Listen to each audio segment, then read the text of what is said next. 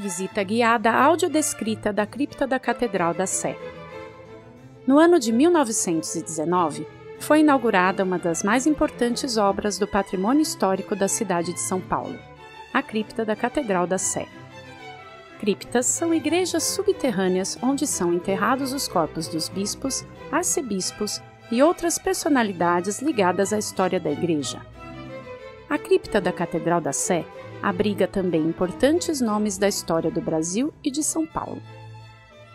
Ela foi projetada pelo arquiteto alemão Maximilian Wilhelm em estilo neogótico e levou 6 anos para ser construída. Foi inaugurada por Dom Duarte Leopoldo de Silva, o arcebispo responsável pela colocação da pedra fundamental e que celebrou lá a primeira missa em 16 de janeiro de 1919. A cripta está a 7 metros abaixo do piso do altar da Catedral da Sé, podendo ser acessada pelas escadas posicionadas nas 2 laterais do altar. Vamos iniciar nossa visita?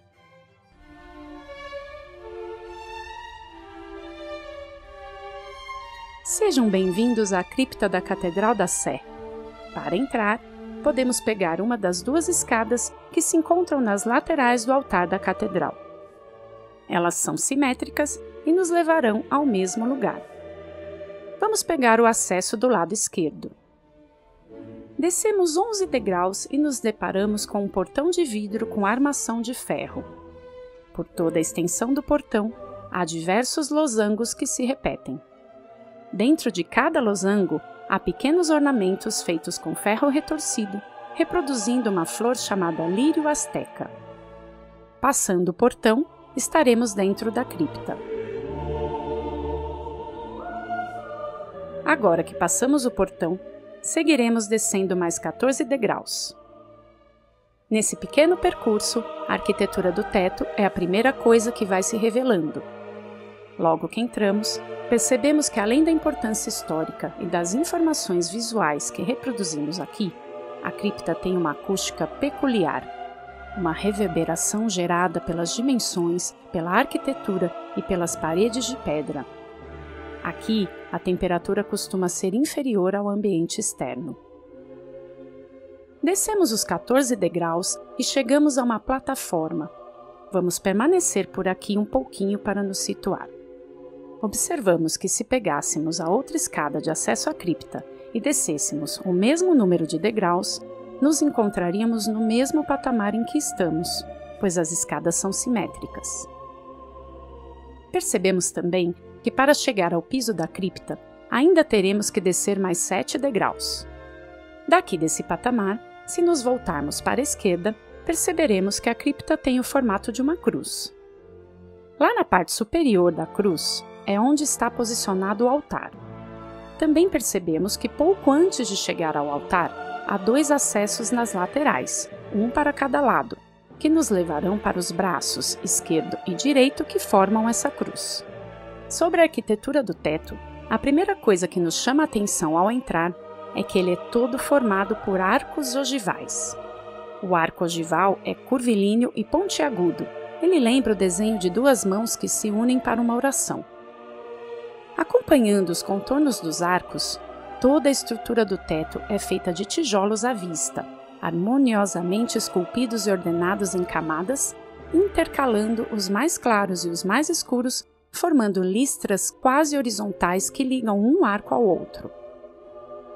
De onde estamos, chama muita atenção o piso da cripta, que é todo quadriculado, alternando peças de granito preto e mármore Carrara. O mármore Carrara é um tipo de mármore de alta qualidade, apresentado na cor branca com manchas acinzentadas. No centro da cripta, onde os caminhos vertical e horizontal se encontram para formar a cruz, há um desenho de uma rosa dos ventos, estruturado no piso com os mesmos blocos de granito preto e mármore Carrara branco. Agora sim, vamos caminhar em direção ao altar.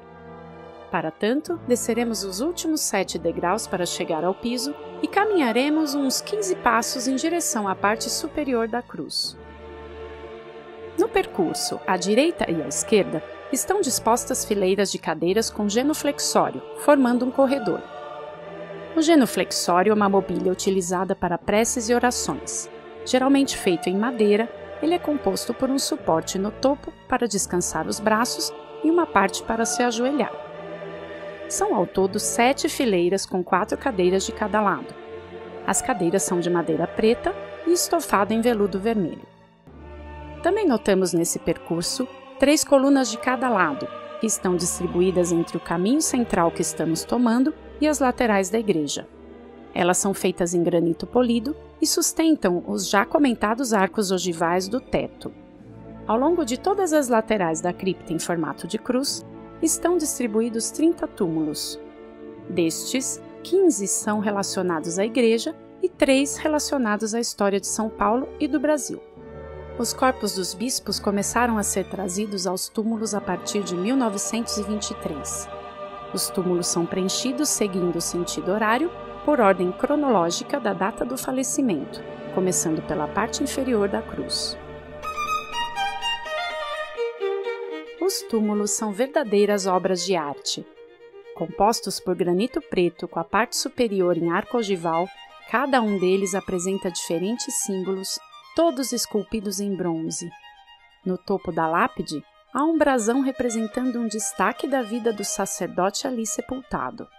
Ao lado do brasão, o grau hierárquico. Logo abaixo, um símbolo contendo uma passagem da vida de Jesus. E em seguida, um medalhão, que é a imagem do sacerdote em baixo relevo. Todas as lápides possuem inscrições em latim que fazem menção à biografia das personalidades sepultadas. Sempre à frente de cada túmulo, há um castiçal cilíndrico de madeira preta com cerca de 1 metro de altura, utilizado para acender uma única vela de 30 centímetros. Entre os bispos enterrados na cripta da Sé está Dom Duarte Leopoldo e Silva, que foi o responsável por dar início às obras da Catedral da Sé. Em 2016, foi sepultado Dom Paulo Evaristo Arnes. O túmulo dele se encontra próximo à entrada para o braço direito da cruz. Antes de explorar o altar, vamos caminhar para a direita, em direção ao braço direito da cruz. Assim que nos aproximamos do braço direito da cruz, bem no centro, temos uma estátua esculpida em mármore Carrara que retrata São Jerônimo contemplando um cadáver e um anjo com asas enormes atrás. São Jerônimo teve a Vulgata como sua obra mais reconhecida. Tratava-se da tradução da Bíblia do grego para o latim. A escultura foi feita pelo artista Francisco Leopoldo e Silva, em Roma.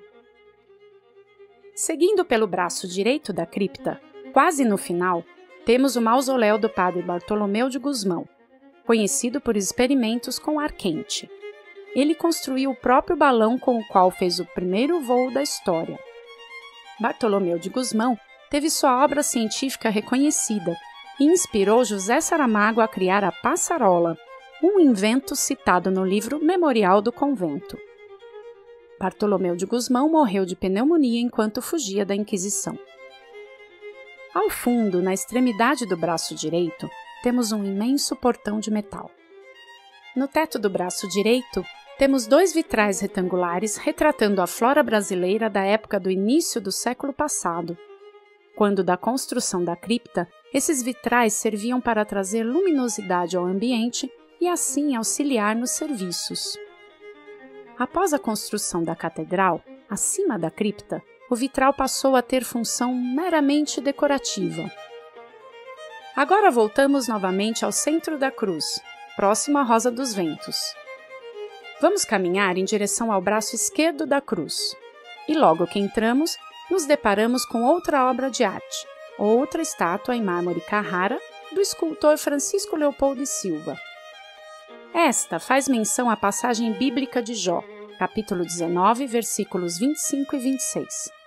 Nessa escultura, o homem esculpido é Jó, sentado no chão com as pernas esticadas. Atrás dele, um anjo com enormes asas aponta para o céu, mostrando a Jó de onde vem a salvação. Assim como do outro lado, no final do corredor esquerdo da cruz, temos um imenso portão de ferro. Da mesma forma, temos mais 2 vitrais retangulares decorativos no teto desse corredor. Caminhamos novamente retornando ao centro da cruz, onde fica a Rosa dos Ventos. Daqui, vamos observar o altar. O altar é circundado por 8 colunas de sustentação revestidas de granito polido. A mesa do altar está situada a 2 degraus acima do piso. Ela é de mármore Carrara e está sustentada por 6 pequenas colunas de granito preto, formando arcos na parte da frente. A parte de trás da mesa do altar é sustentada por uma base sólida do mármore. No centro da mesa há um pequeno santuário, também sustentado por 2 colunas de granito preto. Nesse local era colocado o sacrário, onde se guardava o corpo de Cristo após a missa tridentina. Bem acima do santuário há uma cruz em bronze. Atrás do altar temos mais 7 mausoléus. Eles estão dispostos em um semicírculo, contornando a parte traseira do altar. Seguindo o caminho de volta, é possível observar a simetria das escadas que pegamos para entrar aqui. Elas têm largos corrimões sustentados por pequenas colunas em granito cinza polido. As colunas são redondas com um contorno em alto relevo na parte superior. O desenho formado entre uma coluna e outra é um arco com arabescos próximos à ponta.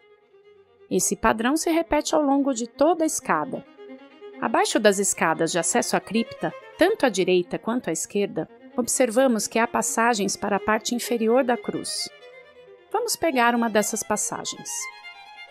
Bem aqui na parte inferior da cruz, no chão, há uma essa ou catafalco, que é uma estrutura retangular de madeira de aproximadamente 1,5 m de altura que servia para apoiar caixões ou corpos que seriam velados. Hoje não a utilizam mais, é apenas uma peça de museu.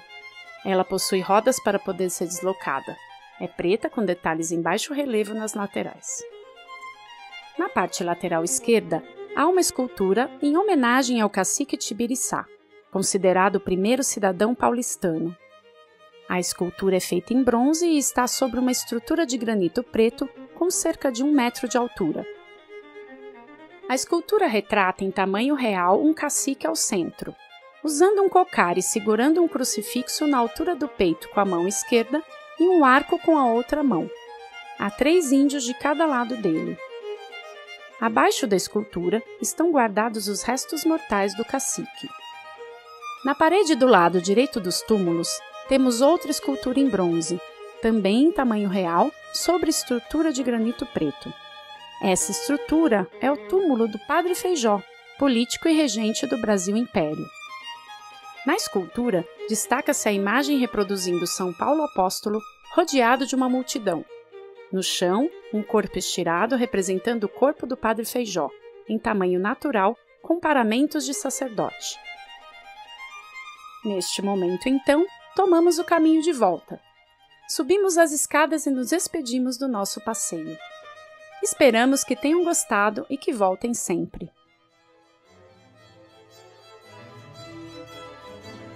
Roteiro da audiodescrição: Fabrício Branchini Beltramini e Mari Sabino.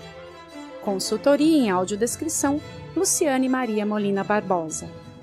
Locução: Mari Sabino. Série de concertos 100 anos da Cripta da Catedral da Sé. Projeto realizado por meio da Lei de Incentivo à Cultura do Governo Federal. Patrocínio: Sabesp. Apoio: Catedral da Sé e da Associação de Amigos da Catedral da Sé. Realização do Estúdio Centro, Governo do Estado de São Paulo, a partir da Secretaria de Cultura e Economia Criativa e da Secretaria de Infraestrutura e Meio Ambiente, e Governo Federal, a partir da Secretaria Especial da Cultura do Ministério da Cidadania, Pátria Amada Brasil.